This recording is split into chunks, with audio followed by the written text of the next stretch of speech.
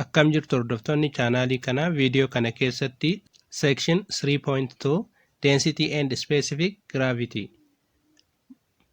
mata duree lammaffaa boqonnaa sadaffaa rukkinaa fi specific gravity kan jedhu ilaallaa jechuudha.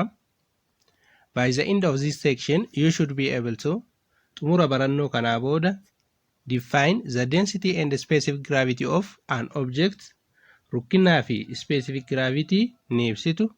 Determine the density of an object, rukkina wantoota ni barbaaddu yookiin ammoo ni shallaydu.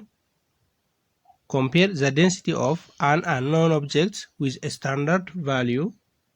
Rukkina wanta hin beekamne rukkina waaltawaa ta'een wal bira qabuun ni ilaaltu yookiin ammoo wal bira qabuun ni madaaltu. Density rukkina. Density is defined as the mass of an object per unit of its volume. Rukkinni hanga qaamichi qabu qabee qaamichi qabuuf hiruun ibsama yookiin ammoo shallagama. Kanaaf rukkina argachuudhaaf hanga qaamichi qabu qabee qaamichi qabuuf hiruudhaan shallaynaa jechuudha. Kanaaf rukkinni hanga qaamichi qabu irra qabee qaamicha sanaa ta'aa jechuudha. You can also state it as the ratio between mass and volume. Yookiin ratio hangaatii fi qabeeti jechuun ibsuu ni dandeettu. Kanaaf density yookiin rukkinni hanga isaa bakka qaamichi qabateef hiruudhaan argamaa jechuudha. Kanaaf rukkinni hanga irra qabee ta'aa jechuudha. Thus, density is the measure of the facts that how much mass of the object is contained in the unit volume of the substance. Kanaaf rukkinni hangi hangamii qabee qaamichi qabate keessa akka jiru kan safarudha. Rukkinni hangi hangamii qabee qaamni suni qabate keessa akka jiru kan safarudha jechuudha. Hanga hangamiitu qabee sana keessa jira isa jedhu kan safarudha jechuudha. It also helps us in determining the compactness of the substance. Akkasumas rukkinni qaamni tokko hangam akka walitti maxxanee yookiin ammoo rukkatee akka jiru ibsuudhaaf yookiin argachuudhaaf nu gargaara. Kanaaf rukkinni hangam takka qaamni tokko akka walitti maxxanee akka walitti dhiyaatee jiru ibsuudhaaf nu gargaara jechuudha. Density is represented using the symbol rho. This symbol. Rukkinni qubee Giriikii rooyin bakka bu'a. Qubeen Giriikii isiin tuni roo isiin jennu tun rukkina bakka buutii jechuudha. The density of a substance can thus be calculated using the formula. Kanaaf rukkinni formulaa isa kanaan shallagamaa jechaadha. Kanaaf rukkinni walqixataa hanga qaamichaa hiruu qabee ta'aa jechuudha. Hanga qaamichi qabu qabee qaamichi qabateef hiruudhaan rukkina argannaa jechuudha. So density is equal to mass of the object over its volume. Rho is equal to m over v. Kanaaf rukkinni walqixa tahaa hanga qaamichi qabu hiruu bakka qaamichi qabateef ta'aa jechuudha.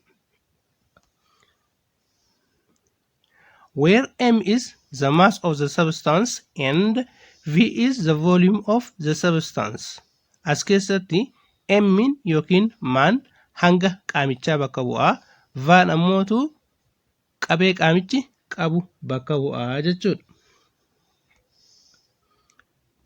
The SI unit of density is kilogram per meter cube. Unitii waltawaa rukkinaa kilogram per meter cube dha. Kilograama irra meter cube dha.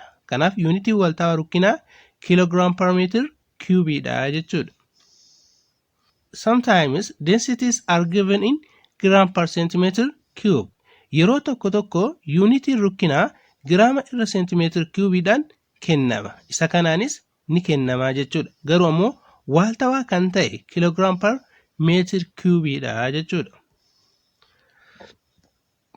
The relationship between them is given by hariiroon kilogram meter cube fi akkasumas ammoo gram per centimeter cube haala armaan gadii kanaan kennama.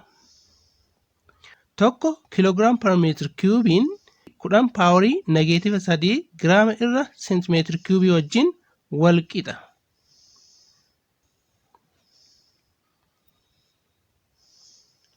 Temperature and pressure are the two common factors affecting the density of the substance. Temperatureaa fi dhiibbaan qaamota beekamoo lamaan rukkina wantoota irratti dhiibbaa fidanidha. Kanaaf rukkina wantoota irratti dhiibbaa kan fidan temperatureaa fi pressureidha yookiin ammoo dhiibbaadha jechuudha. Isaan lamaan kunniin faaktaroota rukkina wantoota irratti dhiibbaa qabanidha. Other general factors such as size, mass as well as arrangement of atoms in the substance also widely affect the density of the material. Qaamoleen biroo kanneen rukkina irratti dhiibbaa qaban ni jiru. Isaanis size dheerina, hanga akkasumas caasaan gurmaa'ina atomis dhiibbaa qabaa jechuudha. Akkasumas caasaan gurmaa'ina atomis dhiibbaa qabaa jechuudha. Isaan kunniin faaktaroota rukkina irratti yookiin ammoo density irratti dhiibbaa qabanidha jechuudha. Size dheerina, mass hanga akkasumas ammoo caasaan gurmaa'insa atomota dhiibbaa qabaa jechuudha. Temperatureaa fi pressureinis akkasuma dhiibbaa qabu. Kanneen biroos kan akka size, mass, arrangement of atoms isaan kunniinis density irratti dhiibbaa fiduu jechuudha. Here are a few everyday examples of density. Fakkeenyonni rukkinaa kanneen armaan gadiiti. Inni jalqaba rock sinks in the water while wood being less dense than water floats on the surface. Dhagaan bishaan keessa dhidhima, bishaan jala tara. Garuu mukni rukkina xiqqaa waan qabuuf bishaan jala hin taruu jechuudha. Bishaan jala hin dhidhimu. Gubbaa irra bololi'a. Gubbaa irra socho'aa jechuudha. Oil is less dense than water.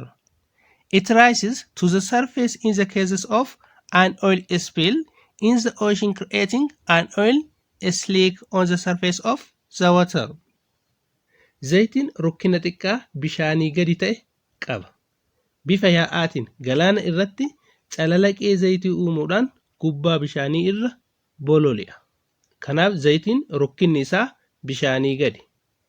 Bishaanii gadi waan ta'eef rukkinni isaa bishaanirra bololi'a jechuudha. Zayitiin bishaanirra bololi'a. Innis calalaqee zayitii uumuudhaan bishaan gubbaa irra bololi'a jechuudha.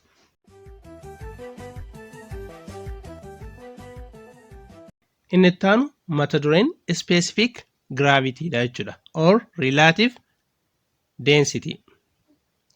Specific gravity is defined as the ratio of the density of the given substance to that of a standard substance.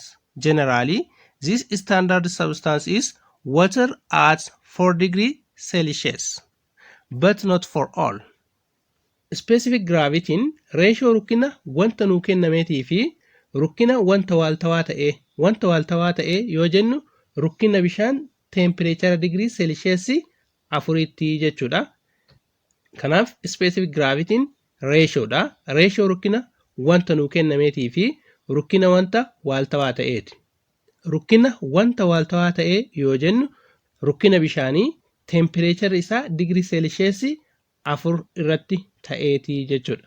Kanaaf specific gravity argachuudhaaf rukkina wanta nuu kenname sana rukkina waaltawaa ta'eef hirraa jechuudha. Rukkinni waaltawaa ta'e kun rukkina bishaanii temperature degree Celsius 4 irratti qabuuti jechuudha. Bishaan temperature biroo osoo hin hammatin.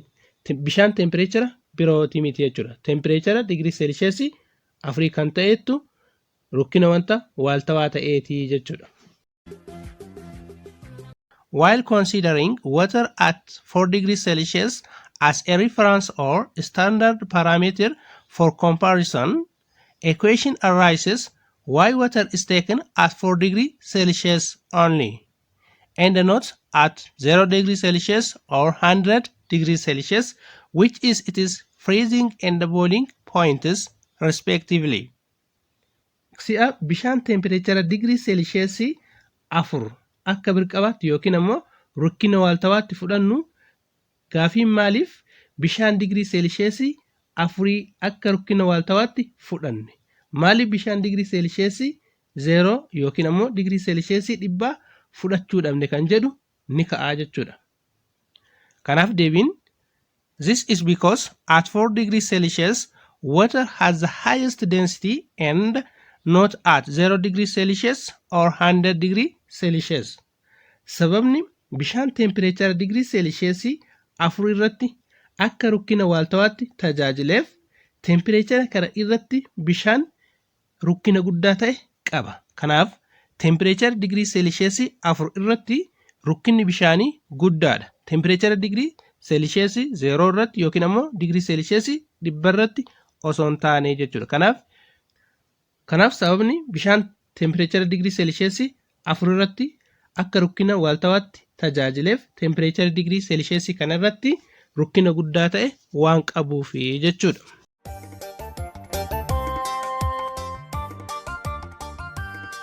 The specific gravity of a substance can thus be calculated using the expression.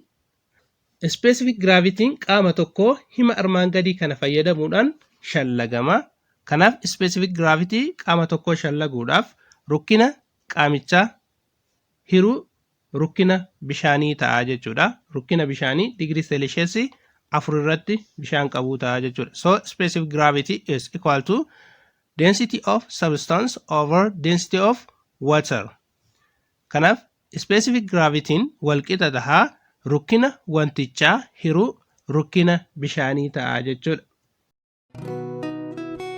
Since specific gravity is the ratio of two like terms, density of two substances, it is a unitless quantity.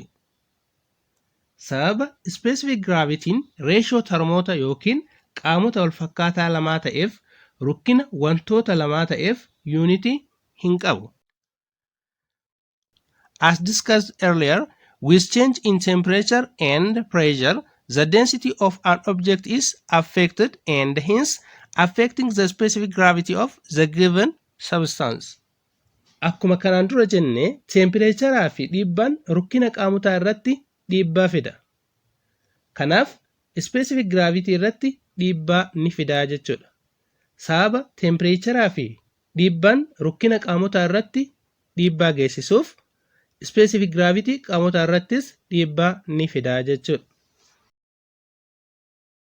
The following are some of the applications of specific gravity. Isaan armaan gadii kunniin hojiirra oolmaa specific gravity agarsiisu. Geologists and mineralogists use the concept of specific gravity in determining the mineral content of the rock. Geologistootaa fi mineralogistoonni dhagaa yookiin kattaa albuuda qabu argachuuf yookiin adda baasuuf yaada specific gravity kanatti fayyadamu. Kanaaf yaada specific gravity kanatti fayyadamuudhaan geologistootaa fi mineralogistoonni dhagaa yookiin kattaa albuuda qabu argatu jechuudha. You apply the concept of specific gravity in comparing the purity of the newly found gem with the standard one. Albuuda haaraa argame adda baasuudhaaf specific gravity wantoota duraan jiranii ilaaluun wal bira qabnee madaalla yookiin ammoo ilaallaa jechuudha. Kanaaf wanta haaraa argame albuuda haaraa argame tokko adda baafachuudhaaf specific gravity wantoota duraan jiranii albuudota duraan jiranii wajjin wal bira qabnee ilaallaa jechuudha. Specific gravity helps us in your analysis and extracting the contents information of the urine. Specific gravity adeemsa fincaan keemikaalaan xiinxaluu akkasumas wantoota fincaan keessa jiran odeeffannoo sassaabuu keessatti nu fayyada.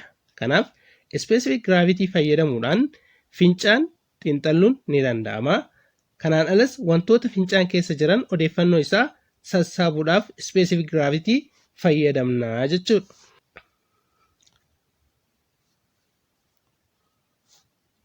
Table 3.1 Density and specific gravity of substance at 0 degrees Celsius and 180 m. Inni kun gabatee rukkinaa fi akkasumas ammoo specific gravity ibsuudha jechuudha. Degree Celsius temperature degree Celsius 0 irratti akkasumas ammoo dhiibbaa atmosphere paasikaalii 100,000 fi 1,000 yookiin ammoo dhibba atomoosfeerii waaltawaa ta'e irratti argisiisaa jechuudha. Gama kanaan material type akkasumas ammoo material name density in kilogram per meter cube relative density or specific gravity kaa'ee jira jechuudha. Gamanaan material type gosa materiaalaa yookiin ammoo wanta kaa'ee jira jechuudha. Gaasii kaa'ee jira, heliumii, iron, carbon dioxide isaan kanniin kaa'eera jechuudha. Kan heliumii, ironii akkasumas ammoo carbon dioxide kaa'eera jechuudha. Density isaanii rokkina isaanii kaa'eera. Kilogram per meter cubeidhaan kaa'ee jechuudha. Kan heliumii 0.179 relative density yookiin ammoo specific gravity heliumii 1.79 baay'isuu 10 paaworii negative 4 jechuudha. Kan ayerii yookiin ammoo qilleensaa density isaa 1.29 kilogram per meter cubeidha. Relative density yookiin ammoo specific gravity 1.29 baay'isuu 10 paaworii negative 3 jechuudha. Specific gravity yookiin ammoo relative density ratio densityuwwan ratio qaamota wal fakkaatan lamaati. Ratio densityuwwan lamaati waan ta'eef unity hin qabu jechuudha. Carbon dioxide density isaa 1.98 kilogram per meter cubeidha. Relative density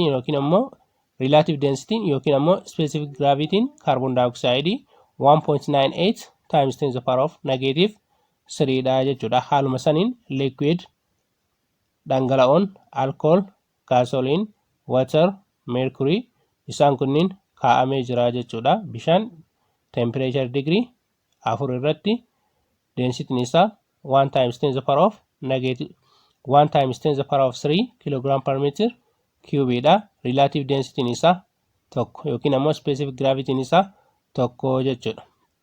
Haaluma saniin solid jajjaboowwan kan gilaasii komanii jechuudha.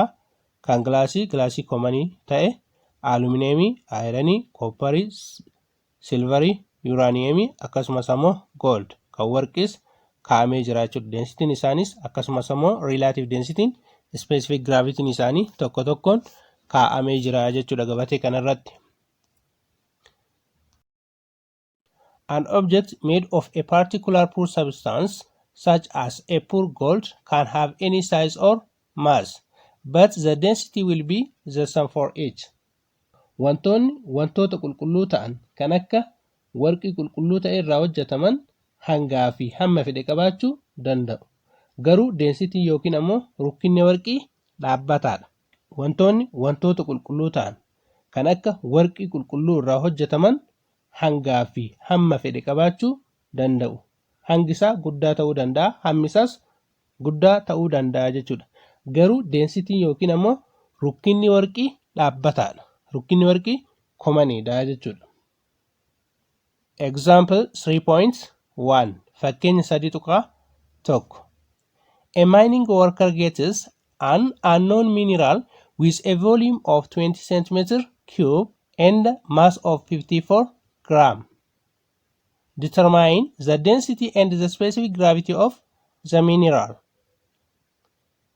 Fakkeenyi 3.1 hojjetaan dirree albuudaa tokko albuuda hin beekamne tokko kan qabeen isaa seentimeetira kiubii 20 ta'ee fi hangi isaa giraama 54 ta'e argate. Rukkinaa fi specific gravity albuuda kana shallagii jedha jechuudha. Kanaaf wanti nu kenname voluumiin qabeen albuuda kanaa nu kennamee jira jechuudha. Innis 20 seentimeetira kiubiidha. Hangi isaatis kennamee jira jechuudha. Giraama 54 jechuudha. Kanarratti hundaa'uudhaan density isaa shallaynaa jechuudha. Rukkina albuuda kanaa ni shallaynaa. Akkasumas ammoo specific gravity yookiin ammoo relative density albuuda kanaa shallaguu qabnaa jechuudha. Solution furmaata. In this example, you are given with mass 60 gram and volume 20 centimeter cube. Kanaaf fakkeenya kana keessatti kennamni nuti qabnu hangi giraama 60 akkasumas ammoo qabeen seentimeetira kiubii 20 jechuudha. Asirratti xiqqashoo dogongora qaba. 60 giraama hangi jedhu kun 54 giraama jechuudha. Giraama 54 kaa'ee jechuudha. Kitaaba barataa fuula 65 irra jira. Fakkeenyi kun achirrattis dogongora qaba jechuudha. Kanaaf bakka maasiin giraama 60 kenname kun 54 ta'uu qaba jechuudha. The required quantities are density and specific gravity. Wanti nuti barbaannu density yookiin ammoo rukkina akkasumas ammoo specific gravity dha jechuudha. Isaan kanneen lamaan barbaannaa jechuudha. The density can be calculated using the formula. Formula armaan gadii kana fayyadamuudhaan rukkina isaa shallaynaa. Density is equal to mass over volume. Rukkinni walqixa ta'a hanga qaamichaa hiruu qabee qaamichaa ta'a jechuudha. Substitution gives kanaaf wantoota qabnu iddoo isaaniitti galchuudhaan rukkinni walqixa ta'a hanga qaamichaa giraama 54 ture isa sana gara kiloogiraamaatti si'a deebisnu 54 baay'isu 10 paaworii negeetiiva 3 kiloogiraama ta'a jechuudha. Qabeen seentimeetir kiubii 20 ture isa sana gara meetir kiubiitti si'a jijjiirru 20 baay'isu 10 paaworii negeetiiva 6 ta'a jechuudha. Kanaaf rukkinni walqixa ta'a. Mass of the object 54 times 10 to the power of negative 3 kilogram over volume of the object 20 times 10 to the power of negative 6 meter cube ta'a jechuudha.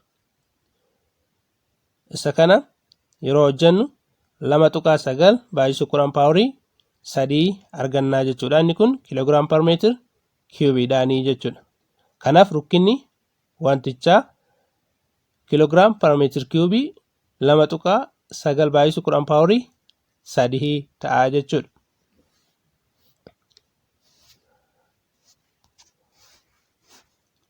The specific gravity can be calculated by specific gravity yookiin ammoo relative density bifa armaan gadii kanaan shallaynaa.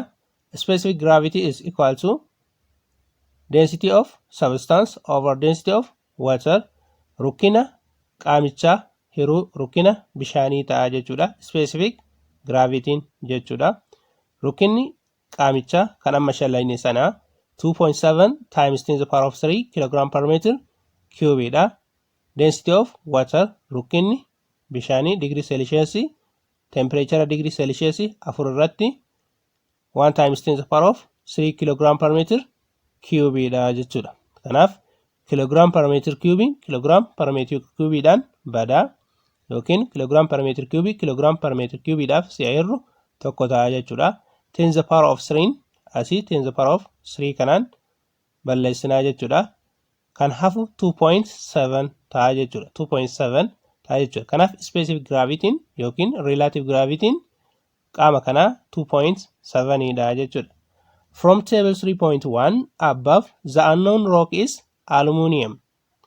Specific gravity 2.7 kan qabu aluminiumidha. Kanaaf gabatee reef laallee gabatee 3.1 irraa value kana yookiin ammoo gatii kana ni argannaa jechuudha. Innis aluminiumii argisiisaa jechuudha. Gabateen 3.1 isa kanaa jechuudha. Aluminiumiin relative density isaa yookiin specific gravity isaa 2.7 dha jechuudha.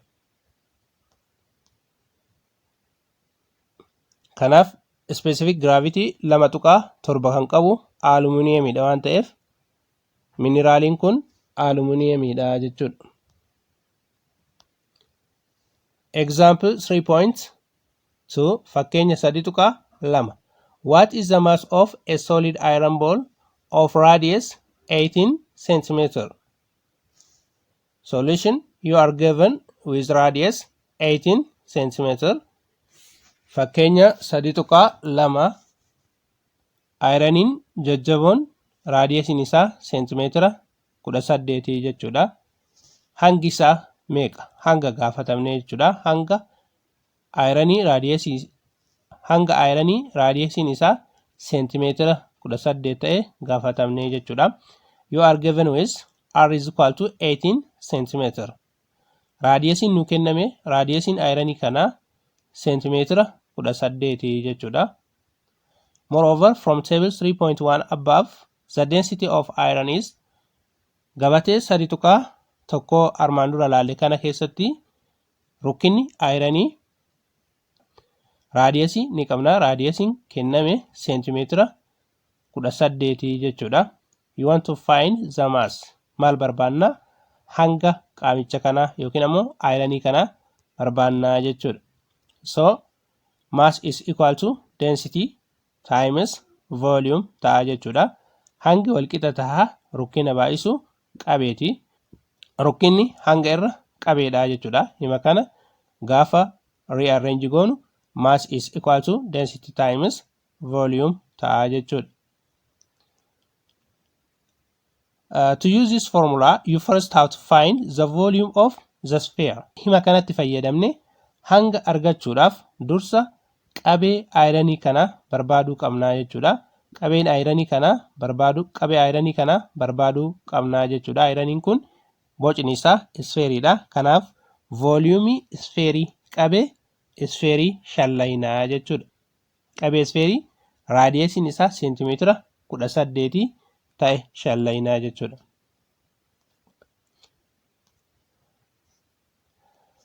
The volume of the sphere is given by 4/3 pi r cube. Volume yookiin qabeen isfeerii qaama isfeerii ta'ee 4/3 pi baa'isu raadiyeesii cubii ta'a jechuudha. The volume of the sphere is given by 4/3 pi r cube. Qabeen isfeerii formulaan isaa 4/3 pi raadiyeesii cubiidhaan shallagamaa jechuudha. Hence, the volume of iron ball is V. Kanaaf qabeen ayiranii isa armaan gadii kana ta'a jechuudha. Volume is equal to 4/3 pi 3.14 times raadiyeesiin seentimeetira 18 inni sun gara meetiraatti gaafa deebi'u 0.18 meetira ta'a jechuudha. Meetira 0.18 ta'a jechuudha. Isa sana cubii goona. Raadiyeesiin cubiidha waan ta'eef jechuudha. The power of 3 ta'a jechuudha. Inni kun gaafa herreeynu 0.024 meetir cubii ta'a jechuudha. Kanaaf vooliyumiin isaa qabeen ayiranii kanaa 0.024 meetir cubiidha jechuudha. Isa kana erga arganne hanga ayiranii kanaa shallaguu ni dandeenya jechuudha. So the mass becomes kanaaf hangi walqixa ta'a density of iron times its volume.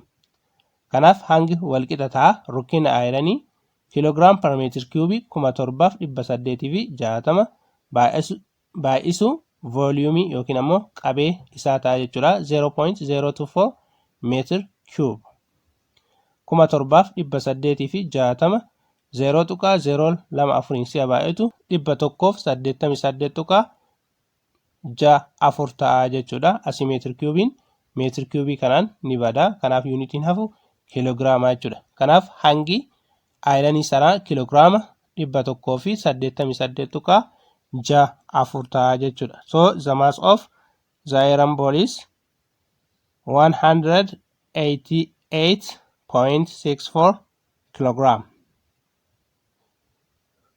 Section summary. Gudunfaa sectionii kanaati jechuudha. The density of a material is defined as the mass per unit volume. Rukkinni wantoota adda addaa kan inni shallagamuun hanga qaamichaa qabee qaamichaatiif hiruudhaan shallagamaa jechuudha. Kanaaf rukkinni wantoota hanga wantoota qabee isaan qabaniif hiruudhaan argamaa jechuudha. A specific gravity is the ratio of the density of the material to the density of a substance that is taken as a standard. A specific gravity yookiin ammoo relative density qaamota adda addaa kan inni shallagamu density yookiin ammoo rukkina qaamichaa rukkina beekamaa ta'e rukkina waaltawaa ta'eef hiruudhaan argamaa jechuudha. Kanaaf rukkinni qaamichi qabu hiruu rukkina bishaanii digirii seelisheesii 4 irratti ta'aa jechuudha. Review questions. Gaaffiiwwan keessa deebii. Question number 1. What is the approximate mass of air in a living room of 5.6 meter times 3.6 meter times 2.4 meter? Hangi qilleensaa kutaa qabeen isaa 5.6 meetira baay'isuu 3.6 meetira baay'isuu 2.4 meetira ta'ee meeqa? Kanaaf rukkinni qilleensaa walqixa tahaa 1.29 kiloogiraam per meetir kiubiidha jechuudha. Qabeen isaa 5.6 meetira baay'isuu 3.6 meetira baay'isuu 2.4 meetira jechuudha. Kanaaf qabeen inni kun si'a waliin baay'atu 5.6 baay'isuu 3.6 baay'isuu 2.4 48.34 ta'a jechuudha. Approximately gara 48.4 meetir kiubii ta'a jechuudha. Kanaaf rukkinni nuu kennamee jira. Ni qabna kan qilleensaati jechuudha. Rukkina qilleensaati. Qabeen 48.4 meetir kiubiidha jechuudha. Kanarratti hundaa'uudhaan hanga shallaynaa jechuudha. Kanaaf mass is equal to density times volume ta'a jechuudha. Densitiin 1.29 kilogram per meter cubeidha. Volumiin ammootu 48.4 meter cubeidha jechuudha. Isa kana waliin baay'isna. So mass is equal to density 1.29 kilogram per meter cube times volume 48.4 meter cube.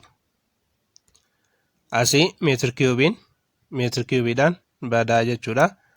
Kanaaf 1.29 baay'isuu 48.4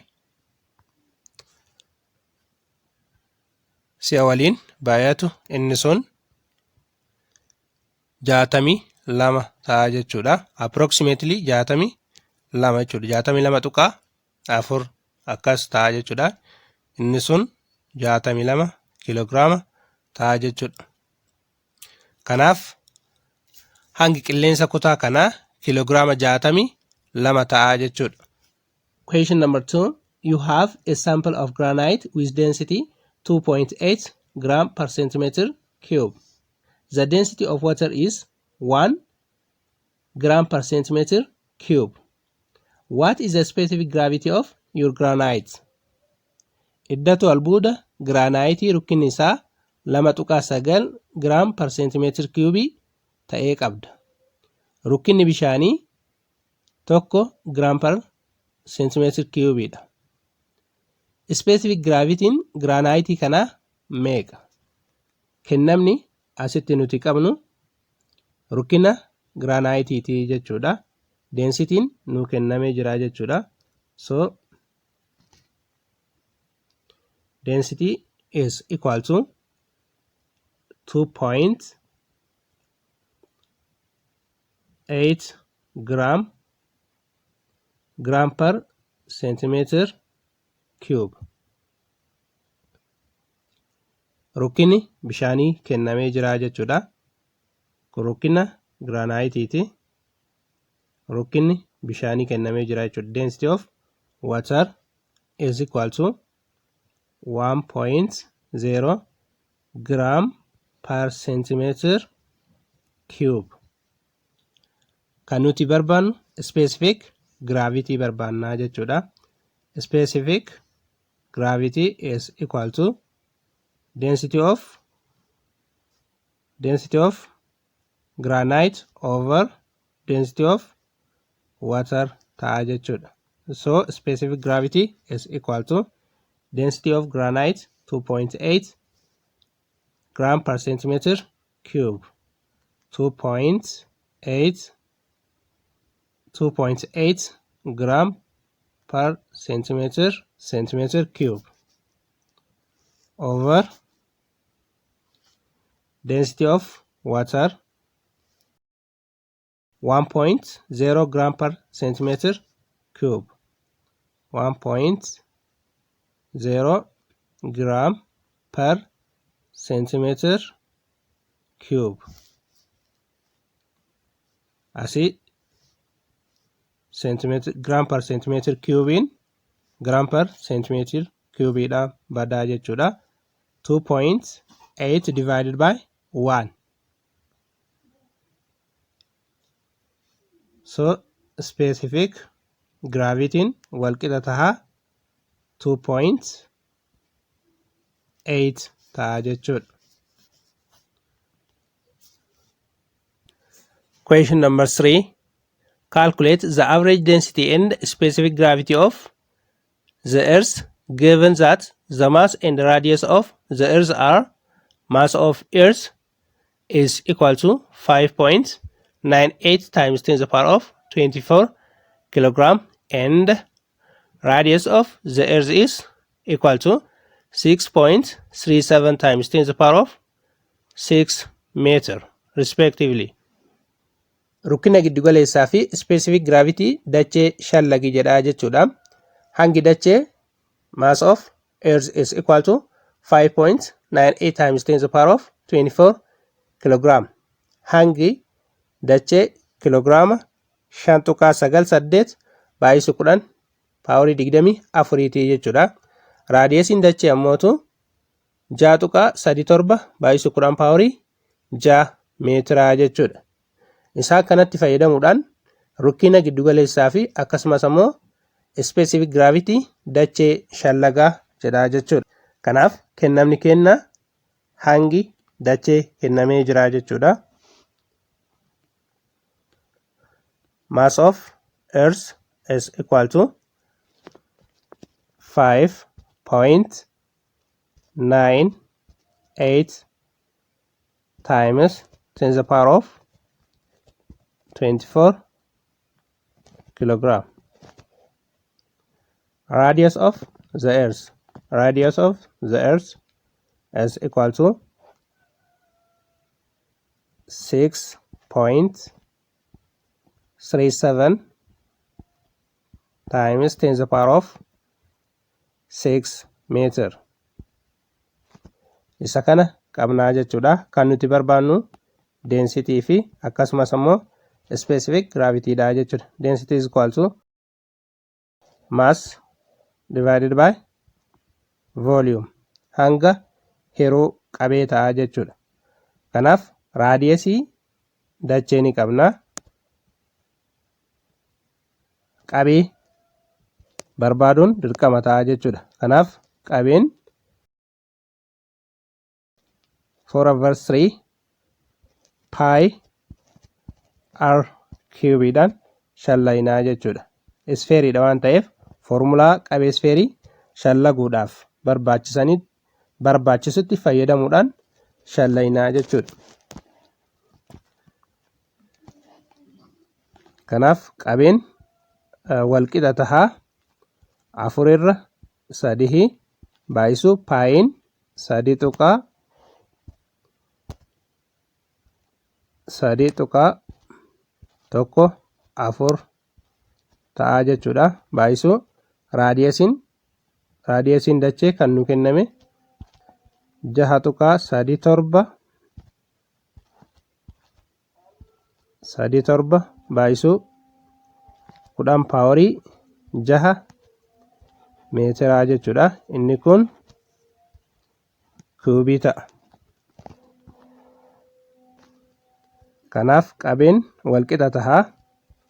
4 sadaffaa baay'isuu 3 tuqaa 1 4 6 tuqaa 3 torba baay'isuu 10 paawarii 6 gaafa kiubii ta'u 258 tuqaa 5 baay'isuu 10 paawarii 18 meetir kiubii ta'a jechuudha. Kanaaf qabeen walqixa ta'a. 4 irra 3 baay'isuu 3 tuqaa 1 4 4 tuqaa 1 8 7 ta'a. Isa sana baay'isuu 258 tuqaa 5 baay'isuu 10 paawarii 18 meetir kiubii ta'a jechuudha. Kanaaf qabeen walqixa ta'a. 4 tuqaa 187 baay'isuu 258 tuqaa 5 1182 tuqaa 3 9 5 ta'a. Baay'isuu 10 paawarii 18 meetir kiubii ta'a jechuudha. Kanaaf qabeen walqixa ta'a. Inni kun 1 tuqaa 0 8 2 baay'isuu 10 paawarii 3 asirraa tuqaa tana iddoo kanaa fuuneetiniin gaafa asitti galchinu 1 tuqaa 0 8 2 ta'a jechuudha. Baay'isuu 10 paawarii 18 meetir kiubii ta'a jechuudha. Kanaaf qabeen walqixa ta'a. 1 tuqaa 0 8 2 baay'isuu 10 paawarii asii 3 qabna asii 18 qabna 10 paawarii 21 ta'a jechuudha. 18 eda'uu 3 21 ta'a. 21 meetir kiubii ta'a jechuudha. Qabee argannee jirra. Kan itti aanu rukkina barbaaduudha jechuudha. So density is equal to mass over volume. Maasiin kan dachee 5 tuqaa 9 baay'isuu 10 paawarii 24 jechuudha. Kiloogiraama hangasii yeroo qabeen nuti arganne 1 tuqaa 0 8 2 baay'isuu 10 paawarii 21 meetir kiubiidha jechuudha. Kanaaf rukkinni walqixa ta'a. 5 tuqaa 9 8 yeroo 1 tuqaa 0 8 2 5 tuqaa 5 4 ta'a jechuudha. Baay'isuu asii 24tu jira. Asammoo 21 jira jechuudha. Kanaaf 24 irraa 21 hir'isnu 3 ta'a jechuudha. 10 paawarii 3 kiloogiraam per meetir kiubii ta'a jechuudha. Kanaaf rukkinni 5 tuqaa 5 4 baay'isuu 10 paawarii 3 kiloogiraam per meetir kiubii ta'a jechuudha.